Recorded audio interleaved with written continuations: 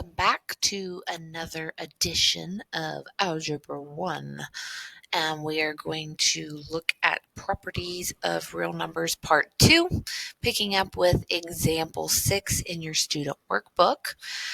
We're going to evaluate using the multiplicative property of 0. So anytime that we multiply something by 0, we always end up with 0. 2 times 0, 0. 2 times 5, 10, not 0. 2 times 0, 0. Anything times 5 times 0, 0. Anything times 0 is 0. So we could have all of this big hot mess here in these brackets, and if I multiply it by 0, the result is 0. So therefore, anything times 0 here equals 0. A lot of times what people want to do is they want to evaluate all the parentheses because, in order of operations, we are taught to evaluate parentheses first. They want to take care of all of this and then times it by 0. And then it's 0. So you just wasted a bunch of time and effort on nothing. If you look at this and you see, okay, everything in this parentheses, it doesn't matter what it is, if when I get finished evaluating it, I'm going to multiply it by 0, then of course I know my answer is 0. Okay, so let's check some identities and some inverses. We'll do this together. We haven't been doing the checks together, but we're going to go ahead and I'm going to do this one with you just to make sure that we're following along and we're doing this. It says, identify the property used in each step to evaluate in the evaluation process. So 4 times 1 gave me 4. That's the only thing that changed from this side to this side was that they did 4 times 1 and got 4. So we know that is the multiplicative identity. When I take a number, multiply it by 1, and the result is itself, that's the multiplicative identity. Looks like from here to here, what they've calculated is the 4 plus 0. Well, that's nothing more than the additive identity. When I add 0 to a number and I end up with the same thing that I started with, that's the additive identity. So then I've got 4 take away 4 is 0. What is that an example of? Well, those are inverses. Those are additive inverses because I'm adding them together. It's like saying 4 plus negative 4. I'm adding opposites. So 4 take away 4 is 0. 0 plus 3, we know that 0 plus any number results in the number I started with. This is an example of the additive identity. Next question. Question number 2 says evaluate 3 plus 2 squared plus 0. Well, you might think, oh, if I add 0, it's going to be 0. No, that's multiply 0. You guys didn't think that, did you? So first to square the 2, I get 4. 13 plus 4 is 17. 17 plus 0 is 17. Next question. Question number 3 says to evaluate. I could go ahead and evaluate this and then times it by 0, but I know that anything times 0 is 0, so I'm not going to take the time to do it. I also know that these are reciprocals, and what happens when I multiply reciprocals? I get 1. 3 times 4 is 12, 4 times 3 is 12, 12 over 12 is 1. So 0 plus 1 is 1, and that takes care of that. So what is the associative property? I'm going to say something that might not seem real, like a very nice thing to say, but it will help you remember it. When I look at the associative property, what made me think of this was one day I accidentally abbreviated it. Don't abbreviate associative property. Not a good idea. But what happens in the associative property is that on one side of the equal sign, 2 things are in a group, and on the other side of the equal sign, one thing is now left out of the group, and there's 2 different things in a group together. So like looking at this side, we've got A plus B in a group together, and then C's just out here all by itself. Well, on this side, I've got A by itself, and B is now including C in its group. So I think of a person that's not a very nice person. I think of the person at the beginning. I kind of break that up into the this isn't very nice, and I do not condone cussing, and I do not use profanity, but it helps students remember because they're always getting these confused. So forgive me. A hole is what I think of. A person who's not a very nice person is best friends and includes this person in their group, but makes sure to leave this person out one day. Then the next day they're like, oh no, I'm leaving you out. I don't care about you anymore. Now this person's my buddy. So that's what I think of. I know it's not the best thing, maybe not real appropriate, but that's what helps me remember the associative property. It's who you're in it. They're grouping themselves with one person on one side of the equal sign, and then they're grouping themselves with somebody else on the other side. The order doesn't change. That's not the associative property. The only thing that changes is the grouping. On one side, I group together A and B, and then on the next side, B and C are grouped together. So let's look at completing the table using 3 different sets for A, B, and C, and evaluate each expression and record the value in simplest form. So let's say that A is 1, B is 2, C is 3. Then what we're going to do is evaluate each expression. So what is 1 plus 2? We're going to do what's in parentheses first. 1 plus 2 is 3. 3 plus 3 is 6. Now we're going to evaluate this one. We've got 1 plus 2 plus 3. Well, we can add the 2 and the 3 together first. 2 plus 3 gives me 5, because I got to do what's in parentheses first. Then 1 plus 5 is 6. What do you know? I got the same answer.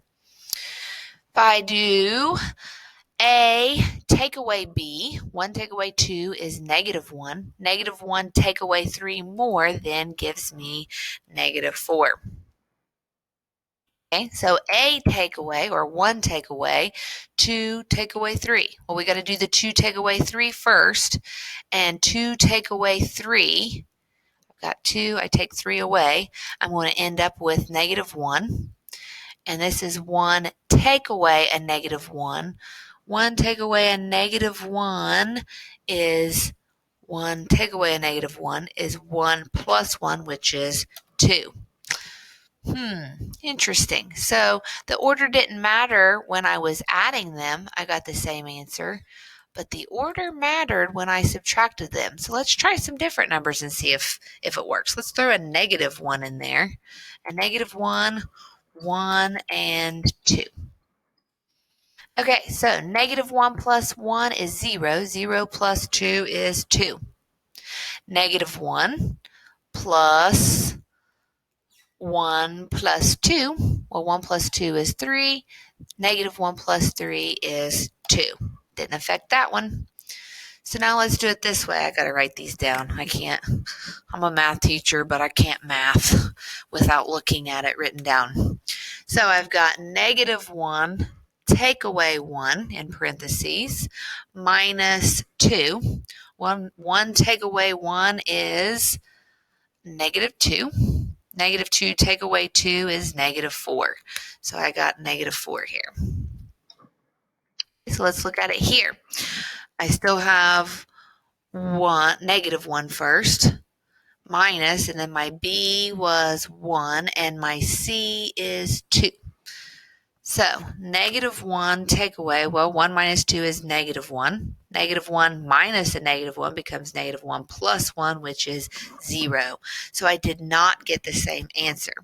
So what I'm trying to prove to you here is that when I add things, I can change the grouping, and I still get the same answer.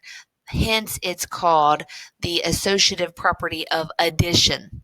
It's not called the associative property of subtraction because it doesn't work with subtraction. I will not get the same answer if I try to subtract numbers in a different grouping. But it does work with multiplication. Let me prove it to you. 1, -1, and 2. Okay, so 1 times -1 is -1. -1 times 2 is -2. Here we're going to do the B and the C first. So I get -2, then times it by 1, and I get -2. But when I divide, I'm not going to get the same answer. 1 divided by -1 is -1. -1 divided by 2 is -1/2. Not going to let me write that in.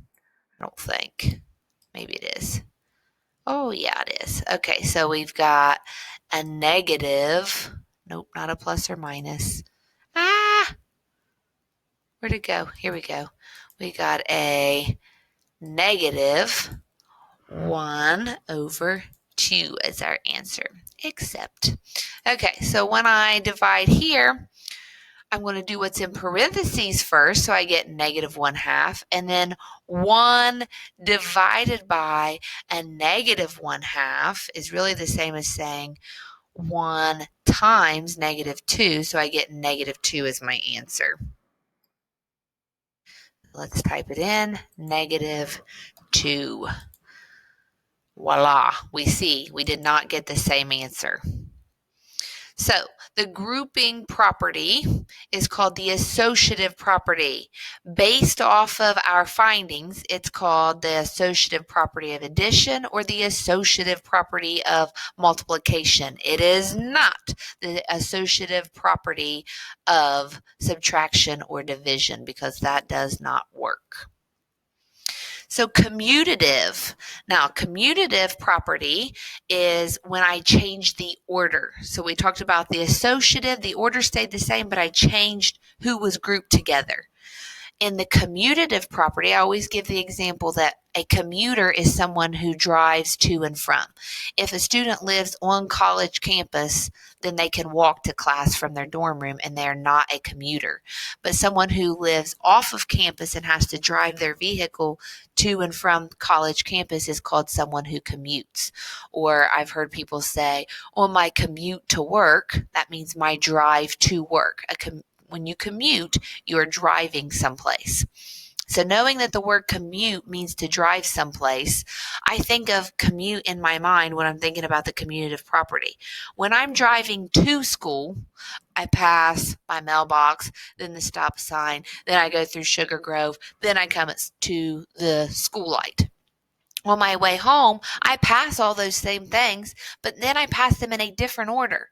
Because on my commute back home, I pass the traffic light first, then I go through Sugar Grove, then I pass the stop sign, then I pass my mailbox, then I'm home. That's an example of the commutative property. We're changing the order in which we have things. We move them around. We're moving them into a different order. So commutative property, here's the associative property. The way in which we group things does not change their sum or their product. The commutative property says the order in which I add numbers or multiply numbers does not change their sum or their product. So let's look at example number 7 together. It says Jalen wants to add up how much money he spent on gasoline in July. He grabs the 4 receipts he has for July and writes the expression that represents the total amount spent. Evaluate the expression to determine how much money Jalen spent on gasoline in July. Okay. So at the old gas station, he bought $34.50 worth of gas. Then he bought $32.50 worth of gas. Then he bought $23.75. Then he bought $31.75. Okay, so I don't know about you guys, but I'm quickly in my mind thinking, okay, I want to group these 50 cents together because 50 cents and 50 cents gives me one whole dollar. And I want to group together this 25 cents and this 75 cents because that, once again, is going to result in a dollar. So I'm not changing the problem other than I'm grouping those two things together and then I'm grouping these two things together. So when I add the groups, I get 67 and 55, and then I can add again and I get a grand old whopping $122 spent in gas. So why did we use the associative property? Once again, because it made it quicker. It'd be easier to add $32.50 and $34.50 than it would be to add $32.50 and $23.50, right? Or $23.25.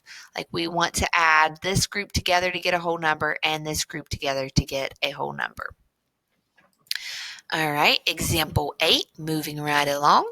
We're going to use the commutative property this time. Remember, commutative changes the order. Well, we know really quickly that when I multiply inverses, multiplicative inverses result in 1. So rather than say 5 times 6 or 5 6 times 9 is 45 over 6, then 45 times 6 and 6 times 5 is 30, and I've got to do the division. Oh, I can't do all that mentally. It's too much math. But if I quickly see 5 6 times 6 fifths, I change the order in which I multiply the numbers. Those are inverses or reciprocals. So reciprocals result in 1. 1 times 9 is 9. How easy was that? Boom, got it. Got my answer. 9. Simple. Didn't need a calculator. Didn't have to think. Didn't have to strain my brain.